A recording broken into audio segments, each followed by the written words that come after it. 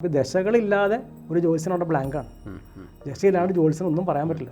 അപ്പം നമുക്ക് ഫലം പറയണമെങ്കിൽ ദശ വേണം. അത് ഈ പറഞ്ഞ ഒന്നിൽ കൂടുതൽ ദശകൾ നോക്കി പറയണം, അല്ലെങ്കിൽ തെറ്റിപ്പോകും. അതെ, ഇപ്പോൾ ഒന്നിൽ കൂടുതൽ ദശ നോക്കിയാൽ മാത്രമേ ഫലം ശരിയാവുള്ളൂ. ജ്യോതിഷവും ദശകളും എല്ലാവർക്കും ഭയപ്പാടുണ്ടാക്കുന്ന കുറേ ദശാപഹാരങ്ങളുണ്ട്. അതായത് ഈ ശനിദശ, പിന്നെ എന്താ പറയുക, ചില സമയത്ത് ഗുരു ആണെങ്കിൽ തന്നെയും അവിടെ ശനിയുടെ അപഹാരം, ഇങ്ങനെ പലതും പറയുന്നുണ്ട്. എന്താണ് ദശകൾ? എങ്ങനെയൊക്കെ നമ്മളെ സ്വാധീനിക്കാം? അതായത് നമ്മൾ ദശയെപ്പറ്റി പറഞ്ഞാൽ ആദ്യം ജ്യോതിഷത്തിനെ പറ്റി നമുക്കൊരു ഇത് പറയണം. ജ്യോതിഷം എന്ന് പറഞ്ഞാൽ ഇന്നത്തെ കാലത്ത് ഭാവി എന്താണെന്ന് അറിയാൻ ലോകത്ത് ഇതേ ഒരു ശാസ്ത്രമുള്ളൂ. അതെ, നാളെ എന്താണെന്ന് അറിയണമെങ്കിൽ ആർക്കും പറയാൻ പറ്റില്ല, ജ്യോത്സ്യം വേണം. അപ്പോൾ ഒരു നല്ലൊരു ജ്യോത്സ്യന് മാത്രമേ ഇന്ന ആളുടെ ഭാവി എന്താണെന്ന് പറയാൻ പറ്റുള്ളൂ. അത് പറയണമെന്നുണ്ടെങ്കിൽ അദ്ദേഹത്തിൻ്റെ ജാതകം നോക്കിയിട്ട് വേണം പറയാൻ.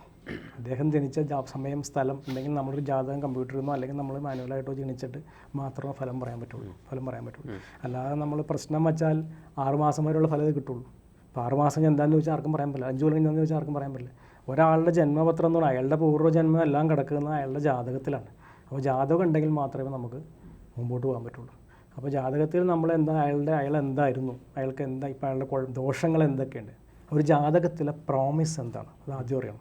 അല്ലാതെ നമ്മൾ ദശയിലേക്ക് പോയിട്ട് പ്രോമിസ് എന്ന് പറഞ്ഞാൽ അയാൾക്ക് അതിനുള്ള യോഗമുണ്ടോ, എന്താണ് അയാളുടെ കുഴപ്പം, അയാൾക്ക് ജോലിക്ക് കുഴപ്പമുള്ള ആളാണ്, എന്താ അയാളുടെ അടിസ്ഥാനം കുഴപ്പമിവിടെ. അപ്പോൾ നമുക്കത് ജാതകം കാണുമ്പോൾ പ്രോമിസ് ഉണ്ടോ എന്ന് ആദ്യം നമ്മൾ ജോലിയാണെങ്കിൽ ആദ്യം പോയി ഡീറ്റാൻ ദശാംശത്തിലേക്ക് പോകും. ദശാംശത്തിൽ എവിടെയാണ് അതിന് കുഴപ്പമൊന്നും കണ്ടുപിടിക്കുക. അപ്പോൾ ഈ ദോഷങ്ങൾ, ഇപ്പോൾ എല്ലാവർക്കും ദോഷങ്ങളില്ലാത്ത ആൾക്കാരില്ല. കാരണം നമ്മളൊക്കെ ഇപ്പോൾ ഇയാൾക്ക് ജോലി സംബന്ധമായിട്ടുള്ള ദോഷം ഉണ്ടെങ്കിൽ പൂർവ്വജന്മത്തിൽ അയാളുടെ ജോലി തന്ന ആളുടെ ഒന്നും ചെയ്തിട്ടുണ്ടാവും. അത് കർമാവിൽ ബൂമറാങ് എന്ന് പറഞ്ഞിട്ടില്ലേ, ഇതേ സംഭവം അവിടെ കയറി തന്നെയാണ്. അപ്പോൾ കല്യാണത്തിന് തടസ്സം ഉണ്ടാവണം, കഴിഞ്ഞ ജന്മത്തിൽ അയാളുടെ പാർട്ട്ണറോട് എന്തോ മോശം ചെയ്തിട്ടുണ്ട്. അപ്പോൾ അത് തന്നെ അയാൾ തന്നെ വീണ്ടും ജനിച്ച് ചേക്കായിട്ട് വന്നുകൊണ്ടിരിക്കണേ. ഇപ്പോൾ നമ്മൾ കല്യാണം ഇപ്പോൾ നോക്കുമ്പോൾ 2-3 കല്യാണം കഴിക്കുന്ന ആൾക്കാരുണ്ട്, മൾട്ടിപ്പിൾ മാരേജ് ഒക്കെ ഉണ്ട്. അതുള്ള ആൾക്കാർക്ക് അത് അനുഭവിച്ചേ പറ്റൂ. അവരെ സംഭവത്തിൽ അവർക്ക് പ്രശ്നമല്ല, അവർ ഒന്നിനും അടുത്തേക്ക് പോകും. കാണുന്ന ആൾക്കാർക്ക് ഒരു ബുദ്ധിമുട്ട് വരുന്നത്. അപ്പോൾ ഈ പൂർവ്വജന്മം എല്ലായിടത്തും ഉണ്ട്. അപ്പോൾ ഈ പൂർവ്വജന്മം എന്താണെന്ന് അറിയണമെങ്കിൽ അയാളുടെ ജാതകം വേണം. ജാതകം വേണം, അയാൾ ജനിച്ച ദിവസം, സമയം വേണം, സ്ഥലം വേണം. ഇത് ഏകദേശം കൃത്യമായിട്ട് കിട്ടണം. ലഗ്നം മാറി എല്ലാം പോയി, എല്ലാ കാര്യങ്ങളും പോയി. അപ്പോൾ ഇതിൽ നിന്ന് നമ്മൾ ഗണിച്ചെടുത്ത് നമ്മളിപ്പോൾ അയാളുടെ ഇപ്പോഴത്തെ ഒരു അവസ്ഥ എന്താണെന്ന് അറിയണമെങ്കിൽ ദശ നോക്കണം. ദശ എന്ന് പറഞ്ഞാൽ ശരിക്കും പറഞ്ഞാൽ വീൽ ഓഫ് ടൈം എന്ന് പറയും. ഒരാളുടെ സമയം എന്താണെന്ന് പറഞ്ഞാൽ അയാളുടെ ദശ വേണം. ദശയിൽ ആദ്യത്തെ കാര്യം ജാതകത്തിൽ പ്രോമിസ് ഉണ്ടെന്ന് നോക്കാം. രണ്ടാമത് ദശകളിലേക്ക് വരാം. ദശകളെ പറ്റി പറയുകയാണെങ്കിൽ, അതായത് ജ്യോതിഷത്തിനെ പറ്റി പറയുമ്പോൾ തന്നെ ആദ്യം പറയാൻ വിട്ടുപോയി കഴിഞ്ഞാൽ അതിലേക്ക് ഒന്നുകൂടി വരാം, എന്നിട്ട് ഇതിലേക്ക് വരാം. ജ്യോതിഷം എന്ന് പറഞ്ഞാൽ പ്രധാനമായിട്ട് 3 രീതിയിലാണ് ജ്യോതിഷം. ആദ്യത്തെ ജ്യോതിഷം എന്ന് പറയുന്നത് ഭൃഗു മഹർഷിയുടെ ജ്യോതിഷം. ഭൃഗു മഹർഷിയുടെ തന്നെയാണ് ഇപ്പോൾ KP സിസ്റ്റം എന്നൊക്കെ പറയുന്നത്, കൃഷ്ണപൂർത്തി പദ്ധതി. അത് ഭൃഗു മഹർഷിയുടെ തന്നെ വേറൊരു എക്സ്റ്റൻഡ് KP സിസ്റ്റത്തിന്റെ കാൽക്കുലേഷൻ ഭയങ്കര പെർഫെക്ഷൻ, 100% ആക്യുറസി ഉള്ളതാണ്. ഈ D9 ചാർട്ടും D3 ഒക്കെ എടുത്തു കഴിഞ്ഞാൽ കറക്റ്റാ പ്രഡിക്റ്റ് ചെയ്യാം നമ്മൾ എന്താണ്, നമ്മുടെ ഫ്രണ്ടിൽ നിൽക്കുന്ന ആളെങ്ങനെയാണ്, അല്ലെങ്കിൽ നമ്മുടെ പാർട്ട്ണർ എങ്ങനെയാണ്, മക്കൾ എങ്ങനെയാണ്. D9 മാത്രം എടുത്താൽ മതി. D9 ആണ് അത്. ഭാര്യയെ പറ്റി നോക്കണമെങ്കിൽ D9ലേക്ക് പോകണം, അല്ലാതെ അവിടെ നോക്കിയിട്ട് നേരെ പോകുന്ന D9ലേക്ക്. ദ്രേക്കോണാണെങ്കിലും നമ്മൾ യോഗ ഇതിനെ കണ്ടുപിടിക്കാൻ വേണ്ടി ത്രികോണത്തിലേക്ക് വരാം. അപ്പോൾ നമ്മൾ പറഞ്ഞു എന്ന് വെച്ചാൽ ആദ്യത്തെ ഭൃഗു മഹർഷിയുടെ ജ്യോതിഷം, രണ്ടാമത്തെയാണ് പരാശര മഹർഷിയുടെ ജ്യോതിഷം. പരാശര മഹർഷിയുടെ ജ്യോതിഷം കഴിഞ്ഞിട്ട് മൂന്നാമത് ഒരു രീതിയും കൂടെ ഉണ്ട്, അത് നമ്മുടെ ഇങ്ങോട്ടൊന്നും ഇല്ല. അതിനാണ് ജൈമിനി മഹർഷിയുടെ രീതി എന്ന് പറയുന്നത്. ജെമിനി സിസ്റ്റം നോർത്ത് ഇന്ത്യയിലാണ് കൂടുതലായിട്ട് ആന്ധ്രയിലാണ്. അപ്പോൾ അതിനകത്ത് ഈ ഡിഫറൻസ് ബിറ്റ്വീൻ സയന നിരയന. അപ്പം ഈ സിസ്റ്റം നമ്മൾ ഏറ്റവും കൂടുതൽ ഫോക്കസ് ചെയ്യുന്നത് രാമൻ ലഹരി അയനാംശയാണെങ്കിൽ അവർ ഫ്രാഗൻ അയനാംശം യൂസ് ചെയ്യുന്നുണ്ട്, 0 അയനാംശം യൂസ് ചെയ്യുന്നുണ്ട്. ചിലർ അയനാംശ എന്താ പറയുക ഈ ജെമിനി സിസ്റ്റമായിട്ട് മിക്സ് ചെയ്ത് യൂസ് ചെയ്യുന്നുണ്ട്. ഞാനൊരു ജെമിനി അസ്ട്രോളജറാണ്. ആണോ? Very good. ഞാനിതിലേക്ക് വരാൻ കാരണം KN റാവുജി എന്നുള്ള KN റാവുജി ലോകത്തിലെ ഏറ്റവും പ്രശസ്തനായ. അപ്പോൾ ഞാൻ അദ്ദേഹത്തിൻ്റെ പുസ്തകം മേടിച്ച് ജ്യോത്സ്യം പഠിച്ച ആളാണ്. അദ്ദേഹത്തിനെ പോയി കാണാനുള്ള അവസരം ഉണ്ട്, ചെന്ന് പുരുഷനെ കൊടുത്തു. സന്തോഷം. അപ്പോൾ ഞാനൊരു 4 വർഷമായിട്ട് ഞാൻ ജെമിനി വെച്ച് മാത്രം ഫലം പറഞ്ഞു ജ്യോത്സ്യം. Very good. അപ്പോൾ ഞാൻ പറഞ്ഞു അതല്ല. അപ്പോൾ പ്രധാനമായിട്ട് 3 രീതിയിലുള്ള ജ്യോത്സ്യങ്ങളുണ്ട്. അതായത് ഭൃഗു മഹർഷി, രണ്ടാമത് പരാശര മഹർഷി, മൂന്നാമത് ജൈമിനി മഹർഷി. ഈ ദശകളിലേക്ക് വരുമ്പോൾ പരാശര മഹർഷിയുടെ ഇന്ന് നിലവിൽ 55 ദശകളുണ്ട്. 54 വിധത്തിലുള്ള ദശകൾ പരാശര മഹർഷി പറയുന്നുണ്ട്. ജൈമിനി മഹർഷിയുടെ 70 ദശകൾ പറയുന്നുണ്ട്. ഇത്രയും ദശകൾ ഇന്നുണ്ട്. അപ്പം നമ്മൾ ഒരു ദശ മാത്രം പിടിച്ച് ഫലം പറഞ്ഞാൽ എവിടെ ഒക്കും? നമ്മുടെ കേരളത്തിലെങ്കിലും ഒരു രീതി എന്ന് പറഞ്ഞാൽ വിംശോത്തരി ദശ മാത്രമേ ആൾക്കാർ കേട്ടിട്ടുള്ളൂ, നക്ഷത്രദശ. അതിൻ്റെ അപ്പുറത്തേക്ക് ആരും നോക്കുന്നില്ല. അതിപ്പോൾ ജനിച്ച സമയം 10 മിനിറ്റ് അങ്ങോട്ടും കൂടെ മാറിക്കഴിഞ്ഞ് ഇതൊക്കെ പോയി. ഇപ്പം നമ്മൾ നോക്കുമ്പോൾ ദശ, അന്തർദശ, സൂക്ഷ്മദശ, അതിൻ്റെ ഉള്ളിൽ പ്രാണദശ, 5 ലെവൽ വെച്ച് നമ്മൾ ഫലം എങ്ങനെ പറയും? ഫലം പറയുമ്പോൾ തെറ്റാൻ കാരണം 10 മിനിറ്റ് അങ്ങോട്ടോ ഇങ്ങോട്ടോ മാറിക്കഴിഞ്ഞ് ഇതെല്ലാം മാറി. അപ്പോൾ ജെയ്മിനി സിസ്റ്റം ആണെന്നുണ്ടെങ്കിൽ ലഗ്നം മാറിയാൽ മാത്രമേ മാറുള്ളൂ. 2 മണിക്കൂറൊരിക്കൽ ലഗ്നം മാറുള്ളൂ. അപ്പോൾ ജെമിനിയുടെ ഏറ്റവും വലിയ പ്രത്യേകത എന്ന് വെച്ചാൽ ജനിച്ച സമയം അങ്ങോട്ടോ ഇങ്ങോട്ടോ 1 മണിക്കൂർ മാറിയാലും ദശകൾ കണക്കാക്കുമ്പോൾ മാറുന്നില്ല. അതാണ് ജെമിനി മഹർഷിയുടെ. ജെമിനി മഹർഷിയുടെ ദശ ഏറ്റവും പ്രധാനപ്പെട്ട ദശ എന്താണ്? ചരദശയാണ്. ചരദശയുണ്ട്, നവാംശ ദശയുണ്ട്, പതനാംശ ദശയുണ്ട്. ഇതൊക്കെയാണ് ഏറ്റവും വളരെ പോപ്പുലർ ആയിട്ടുള്ള ജെമിനി മഹർഷിയുടെ രീതികൾ. ഇനി പരാശര മഹർഷി ദശയാണ് ഏറ്റവും കൂടുതൽ ആൾക്കാർ ഉപയോഗിക്കുന്നത്. വിംശോത്തരി ദശ, നമ്മുടെ നാട്ടിലെ ശുക്രൻ, വ്യാഴം, കേതു എന്ന് പറയും. അതാണ് ഈ ദശ. അതുകൂടാതെ തന്നെ വേറെ ഒരുപാട് ദശകളാണ്. അഷ്ടോത്തരി ദശയുണ്ട്, അഷ്ടോത്തരി ദശയുണ്ട്. അതുകൂടാതെ 10ാം ഭാവാധിപൻ 10ൽ നിന്നുള്ള ദശയുണ്ട്. ചതുർശതാംശ ദശ എന്ന് പറയും. 10ാം ഭാവാധിപൻ 10ൽ നിന്ന്. ഇനി 7ാം ഭാവാധിപൻ 7ൽ നിന്ന് സ്പെഷ്യൽ ദശ, അതെല്ലാം കണ്ടീഷണൽ ദശകളാണ്. അങ്ങനെ പല വിധത്തിലുള്ള ദശ, അനവധി ദശകൾ. ഞാൻ പറഞ്ഞത് 54 ദശകൾ ഉപയോഗിക്കുന്ന ആൾക്കാരുണ്ട്. നമ്മുടെ ഇവിടെയൊക്കെ ഇത് കുറവാണ്. പക്ഷേ ഒന്നിൽ കൂടുതൽ ദശ വെച്ച് നോക്കിയാൽ മാത്രമേ ഫലങ്ങൾ കൃത്യമാവുള്ളൂ. ഇപ്പോൾ പരാശര മഹർഷിയുടെ ജ്യോത്സ്യം ചെയ്യുന്ന ആളാണെങ്കിൽ അദ്ദേഹം 2 3 ദശ നോക്കണം. ഒരെണ്ണം മാത്രം പിടിച്ചുകൊണ്ടിരുന്നാൽ ഫലം തെറ്റിപ്പോവും. ഫലം തെറ്റിക്കഴിഞ്ഞാൽ ഇവിടെ നമുക്ക് വിളിക്കുന്ന ആൾക്കാർ, ഇപ്പോൾ നമ്മളൊക്കെ ഓൺലൈൻ ചെയ്യുന്ന ആൾക്കാർ, വിളിക്കുന്ന ആൾക്കാർ നമ്മൾ പറയണം മോശമാണെങ്കിൽ അവൻ അവിടെ അപ്പം റിവ്യൂ ഇട്ടിട്ട് പോണേ. 1 സ്റ്റാർ റിവ്യൂ ഇട്ടാൽ പണി കഴിഞ്ഞു. ശരിയാണ്. അപ്പോൾ ഇൻസ്റ്റൻ്റായിട്ട് നമുക്ക് എഫക്റ്റ് കിട്ടണം. അപ്പോൾ പറഞ്ഞ കാര്യം ചോദിച്ചു കല്യാണം ഉണ്ടോ എന്ന് വെച്ചാൽ കല്യാണം എപ്പോൾ നടക്കുന്നു ചോദിച്ചാൽ ഉത്തരം പറയണം നമ്മൾ. ആദ്യം നോക്കാണ്ട് ഇത് കല്യാണം കഴിക്കാനുള്ള യോഗം ഉണ്ടെന്ന് നോക്കാം, അല്ലെങ്കിൽ പ്രോമിസ് ഉണ്ടെന്ന് നോക്കാം.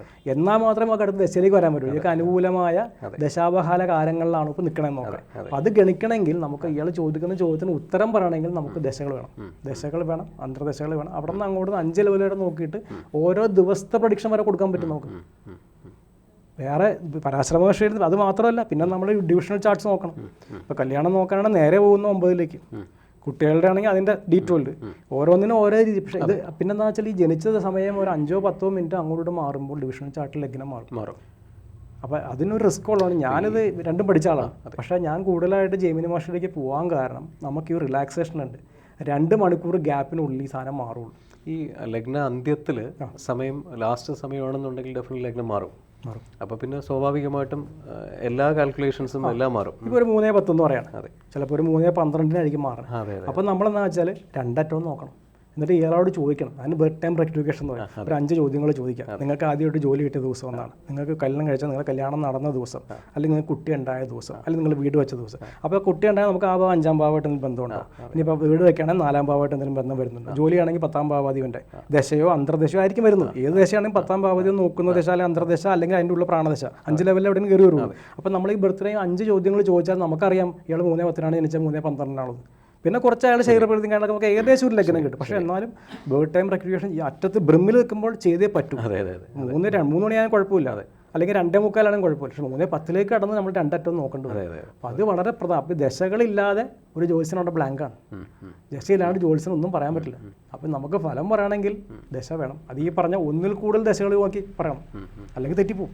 ഇപ്പോൾ 1ൽ കൂടുതൽ ദശ നോക്കിയാൽ മാത്രമേ ഫലം ശരിയാവുള്ളൂ. അല്ലെങ്കിൽ ഒരെണ്ണം മാത്രം പിടിച്ചുകൊണ്ട് നിന്ന് കഴിഞ്ഞാൽ നമ്മൾ വിചാരിച്ച് ഈ പറഞ്ഞ 15 മിനിറ്റ് അങ്ങോട്ട് മാറിക്കഴിഞ്ഞാൽ പോയി. ഇപ്പോൾ ഞാനൊരു ജെമിനി ജ്യോത്സ്യനാണ്.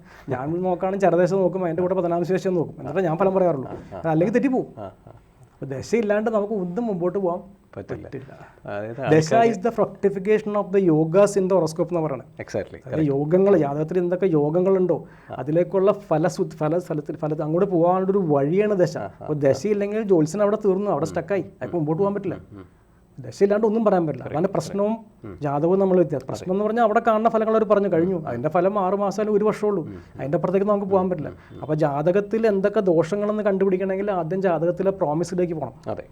അത് കഴിഞ്ഞിട്ട് വേണം ഇപ്പോൾ എന്താ അനുഭവിക്കണം എന്ന് അറിയണമെങ്കിൽ. വിവാഹപ്പൊരുത്തം നോക്കാൻ പറ്റുന്ന ആൾക്കാരോട് നമുക്ക് നോക്കണം ആദ്യമൊക്കെ കല്യാണം കഴിക്കാനുള്ള യോഗം ഉണ്ടെന്ന് അറിയണം. യോഗം ഉണ്ടെങ്കിലും മുമ്പോട്ട് പോകാൻ പറ്റും. എല്ലാവരും കഴിക്കണം, ഞാനും കഴിക്കുന്നു. അത് സമയമായി കഴിച്ചില്ലെങ്കിൽ എന്ത് ചെയ്യാൻ പറ്റും? അപ്പോൾ വരുന്ന ആൾ വിഷമിച്ചാണ് നമ്മുടെ അടുത്ത് വന്നത്. അതായത് പല ആൾക്കാരുടെ അടുത്ത് പോയിട്ട് വിഷമിച്ച് എങ്ങനെയെങ്കിലും ഒന്ന് നടത്തണമെന്ന് പറഞ്ഞാൽ വന്നത്. അങ്ങനെയൊന്നും ആർക്കും ഒന്നും നടത്താൻ പറ്റില്ല. കാരണം ഇതൊക്കെ യോഗങ്ങളാണ്. ഒരു കാര്യം എപ്പോഴും മനസ്സിലാക്കണം, നമ്മൾ വിചാരിച്ചാൽ അടുത്ത ആളുടെ യോഗം മാറ്റാൻ പറ്റില്ല. അയാൾ വിചാരിച്ചാൽ നമ്മുടെ യോഗമായി. ഇതെല്ലാം പ്രീ ഡിസ്റ്റിൻഡാണ്. ജ്യോതിഷം എന്ന് പറഞ്ഞാൽ ഇതിനെപ്പറ്റി ഭാവി അറിയാൻ, ദൈവത്തിൻ്റെ പദ്ധതി അറിയാനുള്ള ഒരു ഉപാധിയാണ്. Astrology is a tool to learn God's plan എന്ന് പറയുന്നത്. അപ്പോൾ ആർക്കും ആരുടെയും ഭാവി ഒന്നും പറ്റില്ല. ഇപ്പം ഞാൻ പറഞ്ഞാൽ മാറ്റാന്ന് പറഞ്ഞാൽ മനം മാറ്റാന്ന് പറഞ്ഞാൽ ഞാൻ കള്ളനാണ്, അല്ലെങ്കിൽ വഴിപാട് ചെയ്താൽ മാറ്റാന്ന് പറഞ്ഞാൽ അങ്ങേരും ശരിയല്ല. അപ്പോൾ അത് നമ്മൾ ഇപ്പോൾ ശ്രദ്ധിക്കണം. കാരണം നമ്മൾ ആർക്കും ആരുടെയും ഭാവി മാറ്റാൻ പറ്റില്ല. എന്താണെന്ന് അറിയാൻ മാത്രമേ പറ്റുള്ളൂ. ഇതാണ് അടിസ്ഥാനം. ഇപ്പോഴത്തെ കാലത്ത് ഏറ്റവും ശ്രദ്ധിക്കേണ്ട കാര്യം അതാണ്. നമ്മൾ മാറ്റാമെന്ന് ഉണ്ടെങ്കിൽ മാത്രമേ മാറ്റാൻ പറ്റുള്ളൂ. അതെന്തോ കണ്ടുപിടിക്കേണ്ടെന്നുള്ള ജ്യോത്സ്യം കൈകാര്യം ചെയ്യുന്ന ആളുടെ വിവരം അനുസരിച്ച്. There is a two philosophy called hope generation and fear factors. ഇപ്പോൾ അസ്ട്രോളജേഴ്സ്, നല്ല ജ്യോതിഷന്മാർ എപ്പോഴും ഹോപ്പ് ജനറേറ്റ് ചെയ്യുന്നവരായിരിക്കും.